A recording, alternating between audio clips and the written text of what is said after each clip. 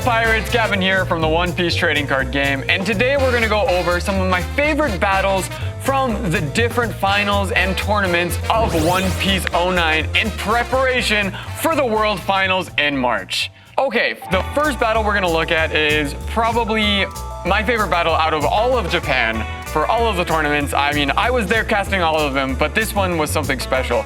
It is the finals of Eiichiro, which is probably one of the biggest tournaments we had in Japan, over 1,000 people, around 1,300, and it's Shanks versus Doflamingo. Right now it's Doflamingo's turn, and Shanks has just ended his turn, turn 2, with 3 Dawn active. So let's watch what Doflamingo does. So he set up his buggy, there is a Jinbei on top of his deck, and now he's going to attack with his leader ability, and we see Jinbei. So next coming up, we asks his opponent, and this is very key, are you going to use your Shanks ability? So this is actually one of those funny, weird interactions that you don't see a lot in the One Piece trading card game. When Jinbei comes out, on the attack, before Jinbei's effect goes off, your opponent has to decide whether or not he's going to reduce something.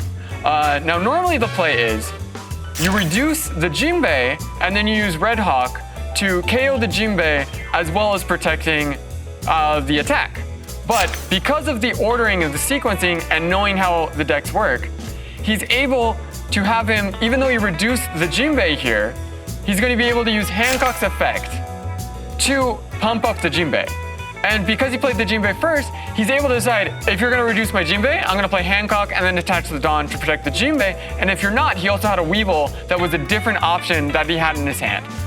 It was an amazing play that completely changed the tempo of the game, wasted 3 Dawn from his opponents, which completely invalidated his second turn.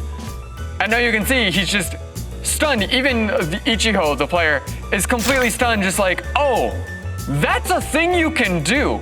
It was a great moment, and Tappy is also going to be in the finals this year in Japan, so he's definitely a player to look out for this March.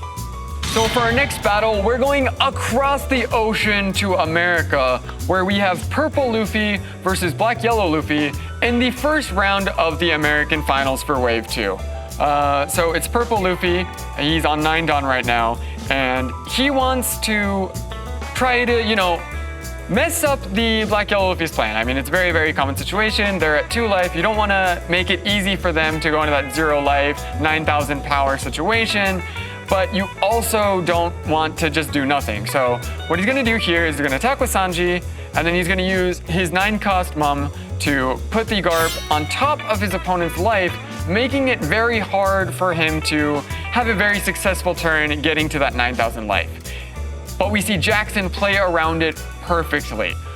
So Jackson's in a pretty rough situation here. He has Garp on top of his life, and that's kind of a little bit hard to deal with. You're going to either have to play Hiyori and waste it, you're going to have to play a Makino and waste it, or you're going to have to... But so what he does here, he plays Hiyori.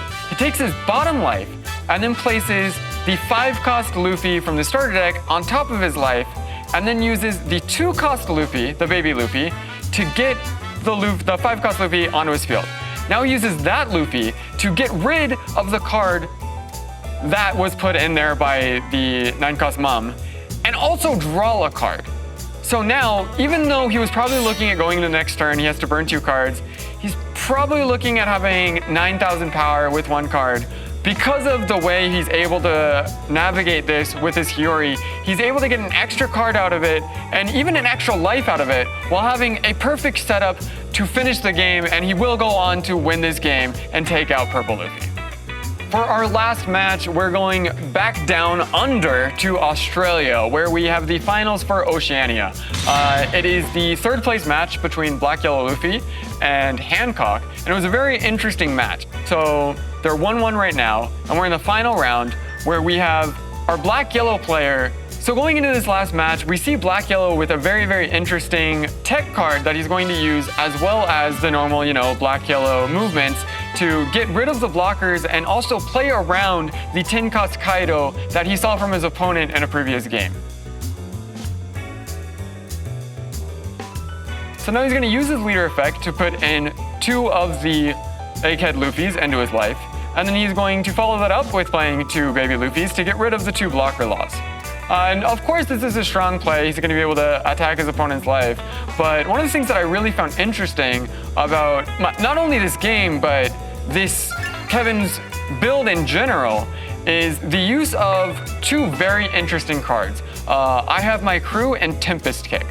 The entire build is focusing on drawing cards rather than actually searching for cards. So he's more likely to look and find his 8-cost Morias. And it also finds a very interesting place here where he's able to pump his 8-cost Moria playing around 10-cost Kaido that he saw in previous matches, ensuring that he's going to be able to have his big hitter for the next turn, so he's going to be able to actually finish up the game and not just be stuck with 1 Sabo that might be lost in the following turn because of his opponent's big attackers. Well, that does it for me. There were some awesome battles through this championship season, but the World Finals is about to be underway, and the World Finals, of course, will have the best battles of them all. Last year, Sanji's Pilaf was definitely making a name for itself, and I can't wait to find out what the card of the tournament is going to be this March. I hope you tune in and watch it, and I can't wait to see you guys there.